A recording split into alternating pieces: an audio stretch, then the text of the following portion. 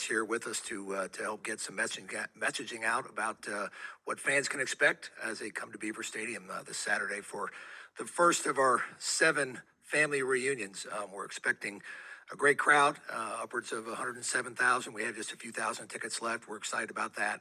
It's been a great response from our fans from day one. When we announced we were going to full capacity back in June, it's been a race to this moment, and will continue to be a race to get folks in the stands and cheering on our Nittany Lions. Listen, for the first time in 2 years, folks are coming back. We know there's a lot of questions. Certainly, people have gotten in habits. 2019, we did some different things, and we'll continue to make some changes to improve the experience.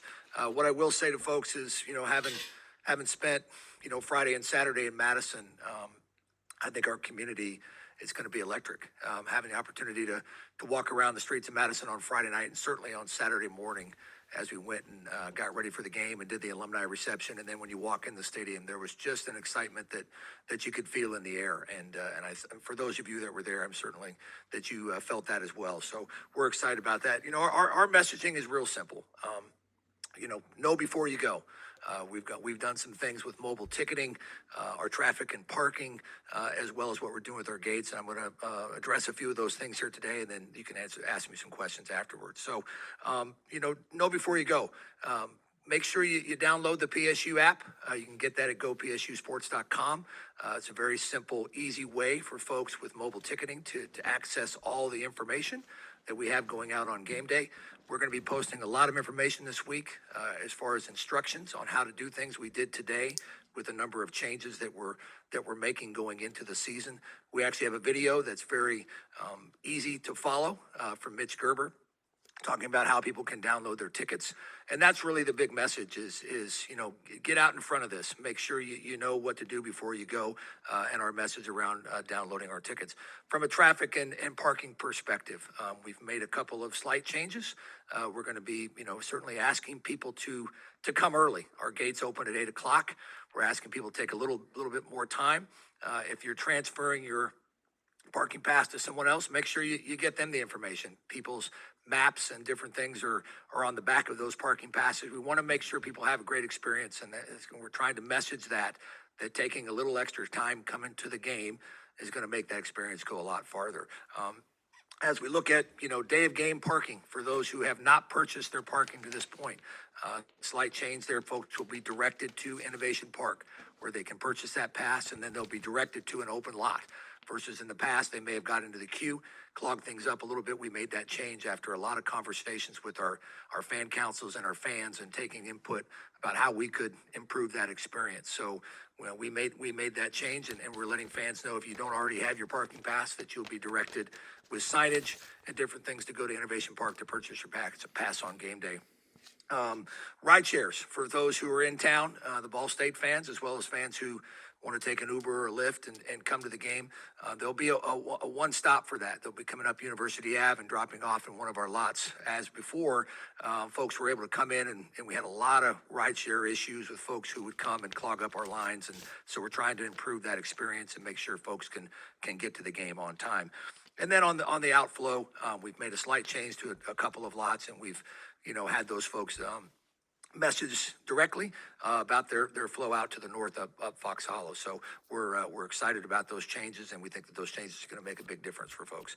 As far as mobile ticketing goes, this is an industry trend, certainly through COVID, for health and safety.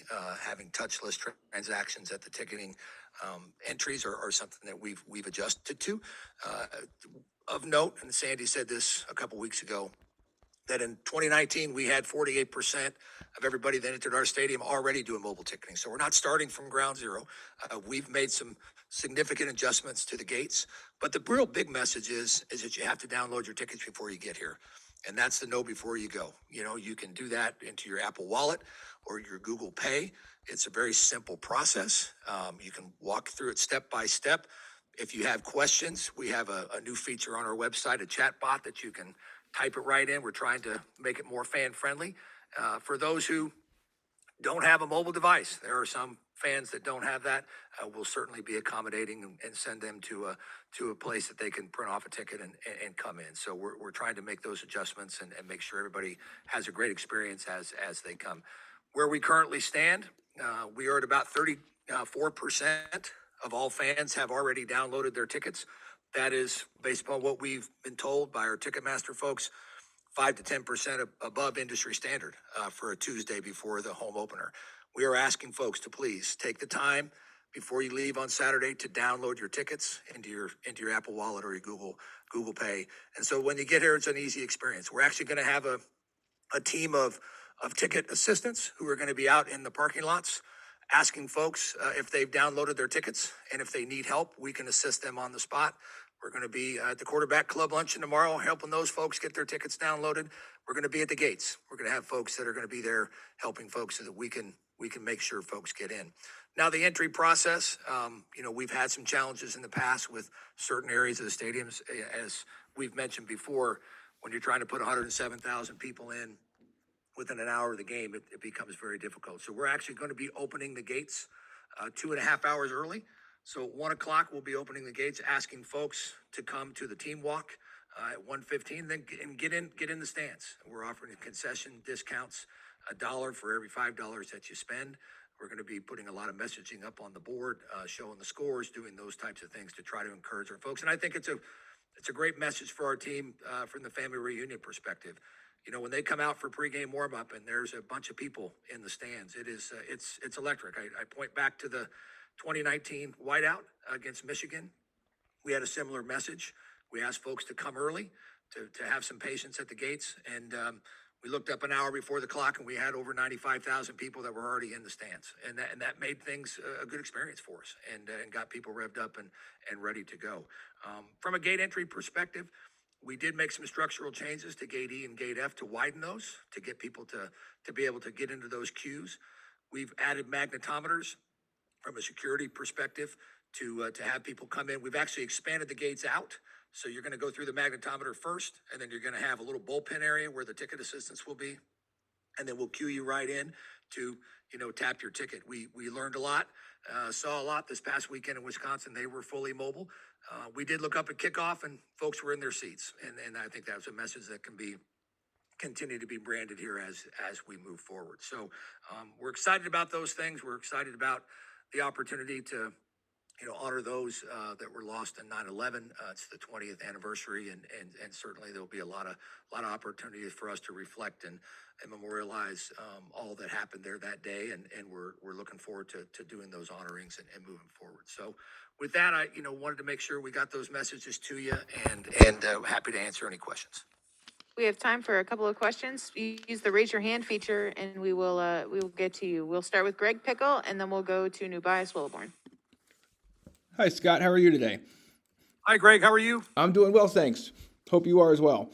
You mentioned doing great. You mentioned a moment ago that there'll be a place for people who do not have a mobile device to print their tickets. I imagine that's in the email and the stuff you posted on Go PSU Sports. But what will that process be like besides the location? Can you walk us through that, please? Yeah, we're going to have various resolution booths throughout the stadium areas where folks, if they're having any sort of problem, including those that don't have a mobile device, we're encouraging heavily for folks to make sure we're wanting everyone to have it on their mobile device, but we also recognize that some don't in our fan base. So people will see that. We'll be directing folks to those locations.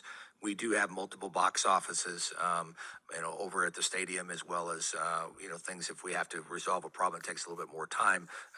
We can direct folks to a specified location to do that. So we're being overly cautious about this and making sure that folks understand that we're here to help, and that this is going to be a big improvement and will make things a lot easier as they transfer their tickets. One thing I didn't mention that I'd like to mention now is that if you're transferring your tickets, make sure you let those that you're transferring your tickets know to download your tickets. And if you're giving someone your parking pass, make sure they know all the information. We've had a great response rate to the emails. We sent over a dozen emails in the last 6 weeks to our season ticket base about all the information that's going to be happening. We're doing a big social media push. And we've had a 60 to 70% open rate, which is phenomenal for those types of things. So we're looking forward to people to get the information. We're just asking that they take a little extra time and get into the game early and welcome our team when they come out for warmups. Nubias Wilborn, and then we'll go to Mark Brennan. Hey, Frank, thanks for doing this, and hope you're doing well today. Thank you. You're welcome. From there, I know you talked about the entry and everything, but how concerned, if at all, are you guys with the continuing rise and uptick of COVID numbers, and what type of contingency plans you guys have around that, if any? Yeah, we continue to monitor COVID, all things at the university, and including us here at Penn State Athletics, and we'll continue to adjust as necessary and follow the guidelines. We've put a number of mitigations, part of what we've done at the gate entry, as well as the mobile tickets, as we've tried to spread things out. We're trying to ask people to come in early to make sure that they're not in a big crowded line. For those that are going to be indoors, there's a mask mandate that folks in the indoor spaces of our venue will be asked to mask up, and then certainly all those that are unvaccinated, as directed by the CDC, are asked to mask all the time. So we're making sure we communicate those messages, and we're following all the local guidance. Mark Brennan, and then we'll go to Audrey Snyder. Hey, Scott, thanks for your time. Thanks, Mark. Hey, I'm sorry if this info is out there, but I haven't seen it. Do you know how many tickets have been sold for this game, and what sort of crowd are you expecting? We're expecting a full house. We have just a few thousand left. I can say, under four, and they're going fast, and so we're anticipating a full house, and we know that our fan base and community is going to come out in full force. For the first time in 2 years, we're all going to be back together in what we're tabbing the family unit, and it's an unbelievable atmosphere, as you all know, the best in college football, and it's going to be on display Saturday, as well as the other 6 opportunities we have this season, and it's going to be electric around town, as I mentioned earlier. That experience that some of us had last Friday and Saturday in Madison was really special to see people walking around. A tremendous amount of Penn Staters there. We always have a great crowd that follows us, and just the energy and excitement about being back in the stadium and cheering on your team is something that I think folks are really looking forward to. Audrey Snyder, and then John Petishnock. Hey, Scott.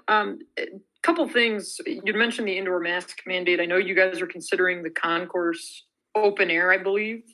I just want to make sure that's correct. And around college football, we've seen some teams who have spread out their team arrival because they don't want people so close. Do you guys have any plans to do that, or will team arrival look the same as it's been? Team arrival will look and feel the same. We have created a buffer zone from the sidewalks into the street. We're going to have some gating and different things for folks. We're messaging to our team to go ahead and have a great team arrival, but we're gonna make sure that we're focusing on health and safety for that. But to the fans that are coming, they're going to have the great opportunity to be there to cheer on the Nittany Lions, and the concourses are considered an open air space. And our last question will go to Ryan Parsons. Hey, Scott, I was just wondering if you guys are satisfied with the student ticket process and if there's been any discussions about changing it. Yeah, we're always constantly looking at all of our processes.